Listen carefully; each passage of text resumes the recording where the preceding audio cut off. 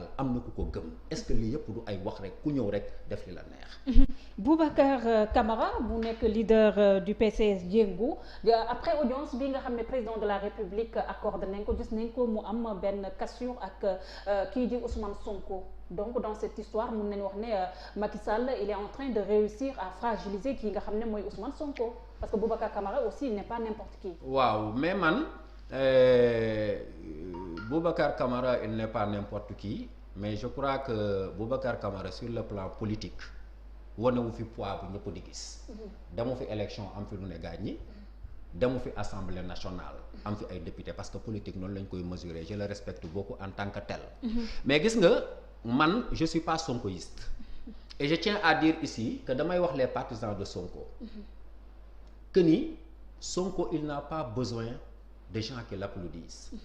Sonko il a besoin d'adversaires je parle pas d'ennemis critiques lucides yoo xam ne dañ koy won yoon ba bu ëllëgee bu ñëwee mu xam ne Sénégal munu fee am cours parce que Sonko fii ñu toll nii lire naa livre am bi lire naa appel aux patriotes bi démb maa ngi leen koy wax il n'y a rien de nouveau sous le ciel Sonko munu fi wax lu fi keneen waxut tout a été dit boo liiree RND le soppi de Ablaye Wade ak leneen lépp wax nañ ko fi defu fi lu da kenn waxut li muy def mooy pour le moment mi ngi ci pante bu baax on lui demande de persévérer je suis pas sonkoïste mais peut-être que je le combattrai pas si je l'avais rencontré mais Boubacar Camara ak Macky Sall li ñuy def boo ko xoolee à première vue mun na ko fragiliser mais il faut avoir une conception dialectique de ce qui est fragile et de ce qui n'est pas fragile au contraire aussi mën na doon loo xam ne ni tey dañ koy gën a may doole parce que tax nañ tey Sonko moo nekk en avant sur le plan de l'opposition et que ñu bëri tey bi Boubacar Camara demee am na ñoo xam ne dem nañ fekki Sonko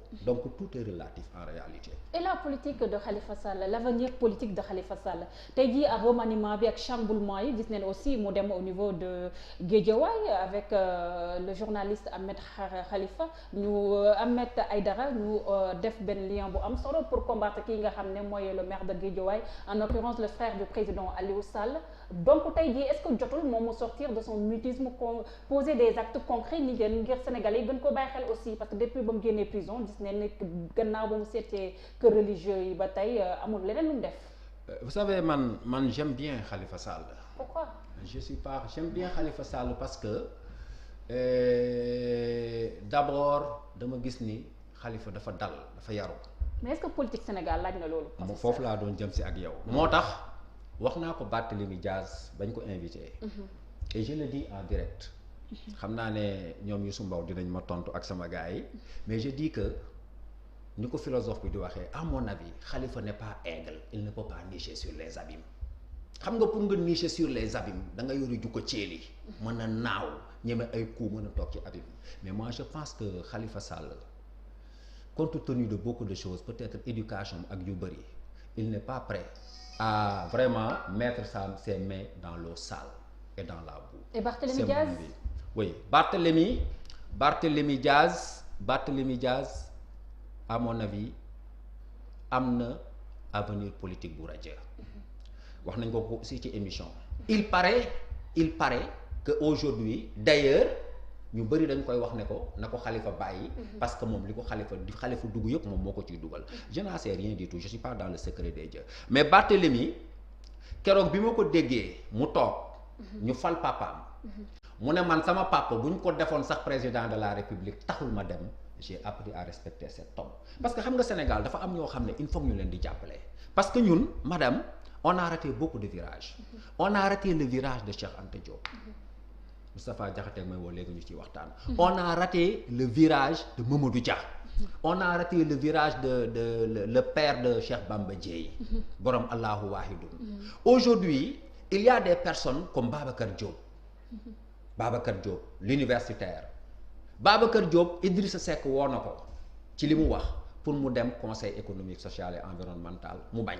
Et pourtant oto bees tàq la fa naroon a am ay millions la fa naroon a am nit ñi mel noonu nag il faut que ñu leen di jàppale pour Sénégalais yi mun leen gëm mais bu fekkee dañuy def la ñu Cheikh Anta Diop waxoon Sénégal dañoo tàmm ku leen fen tàmm ku leen nax ba boo ñëwee di leen wax dëgg ñu bàyyi la en tout cas je sais que c'est un peuple qui aime les sophistes c'est un peuple qui aime les grandes gueules c'est un peuple qui aime les vendeurs de chimères tous les gens qui ont ici à l'avance ñu leen di wax làmmiñ bu neex lañ leen xamee ay phrase yu neex ay wax yu neex ay liggéey yu neex. te Khalifa il n'est pas dans ce lot. Non, Khalifa à mon avis il ne peut pas aigle, il ne peut pas nicher sur les abîmes.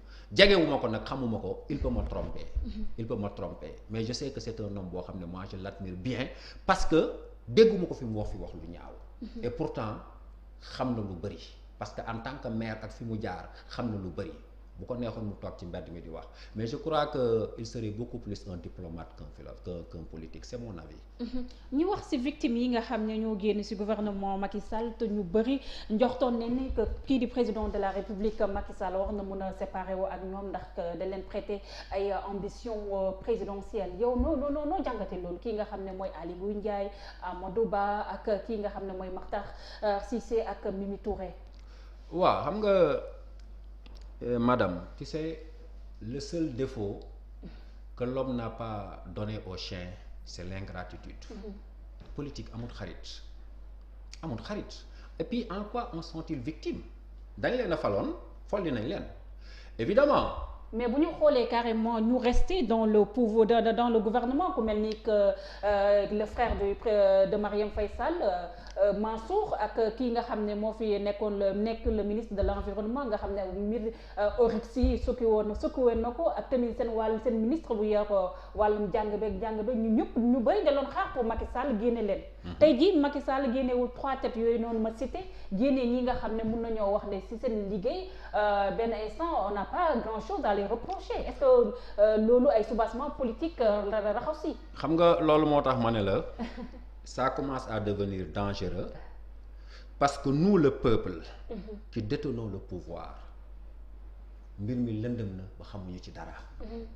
li Macky Sall waxante ak Idrissa Seck li Macky Sall waxante ak Aly Ngouille Ndiaye journaliste bi présentateur bi chroniqueur bi nous ne faisons que surfer sur l'essence sur la superficie li des yépp ñun xamuñu ci dara alors que daf ñu waroon a leer naññi comme man ni ma leeree ne je suis dans un studio de Sénégal 7 foofu la ñu faussé jeu politique bi ay deal lañ lay wax. cependant ils ont été des ministres avant eux il y a des ministres.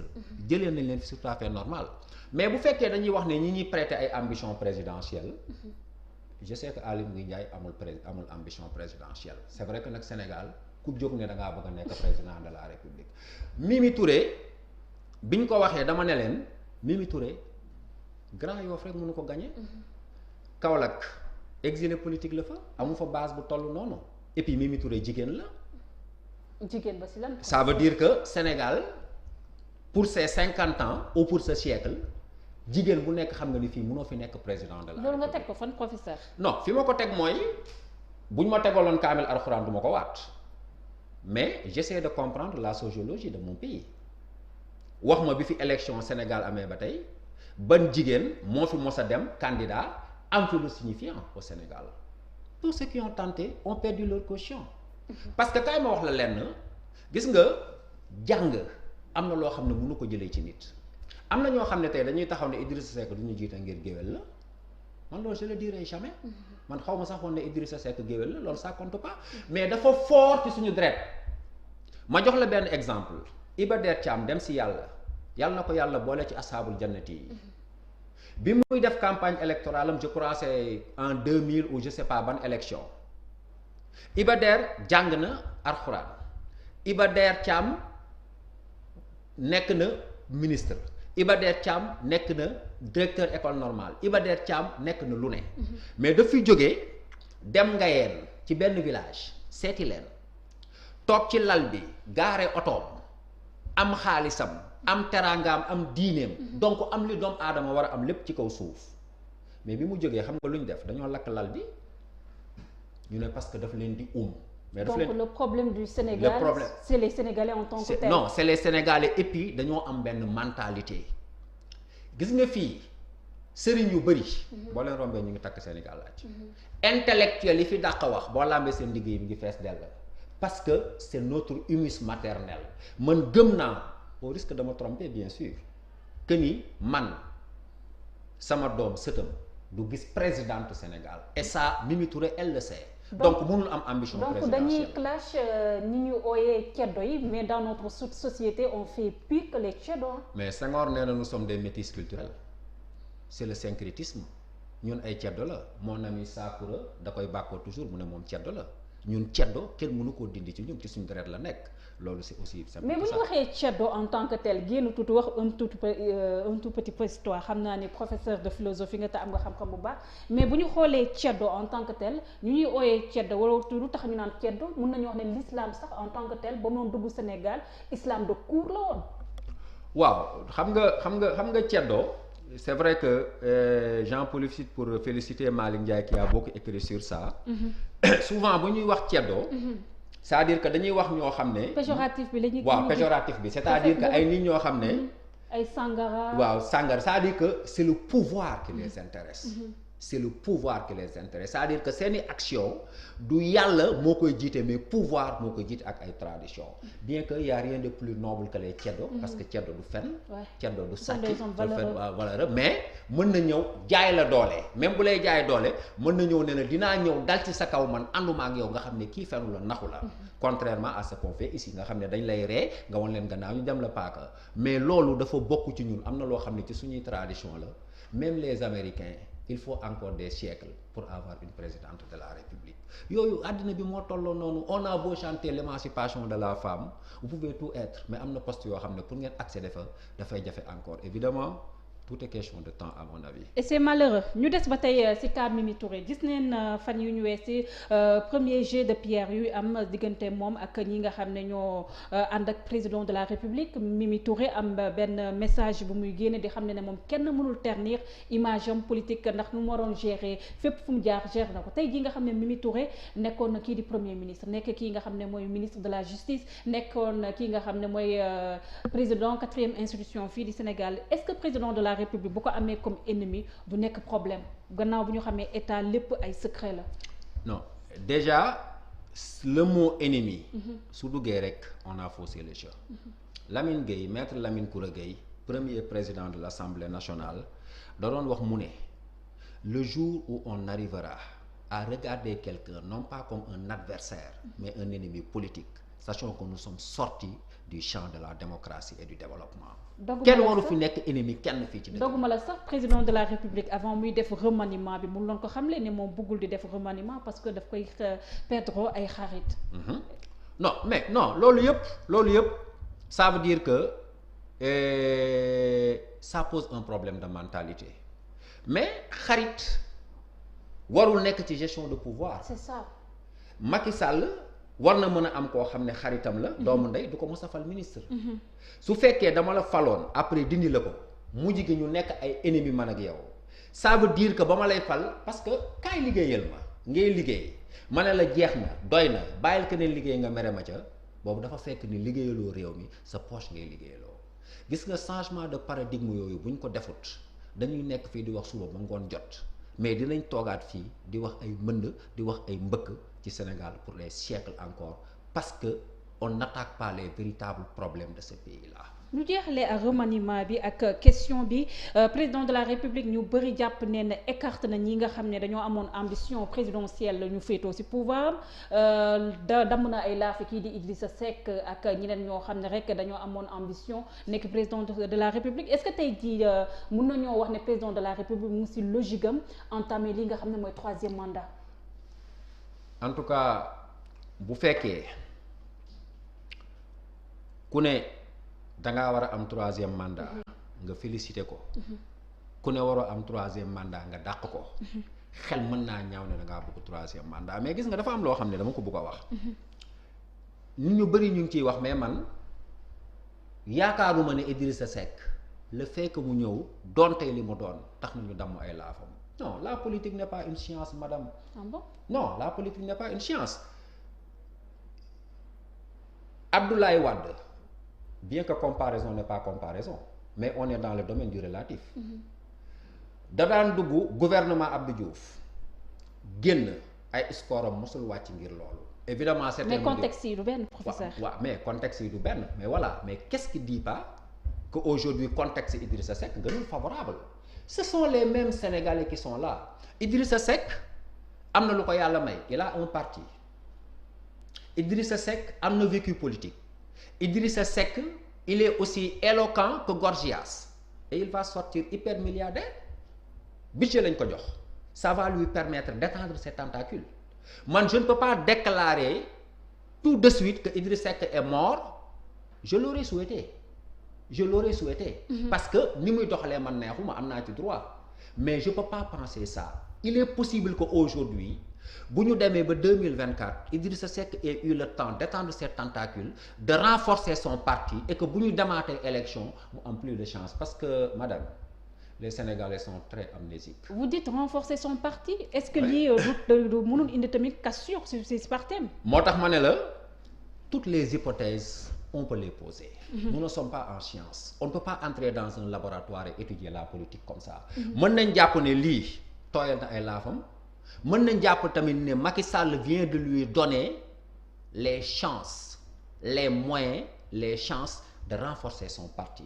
Parce que tey nag Idrissa Seck buñ ne dafa nekkoon ci crise am ay problème ñu koy jox xaalis bu toll ni 30 millions. di ko jox budget bu toll noonu. 17 milliards mais loolu war na ci mën a profiter.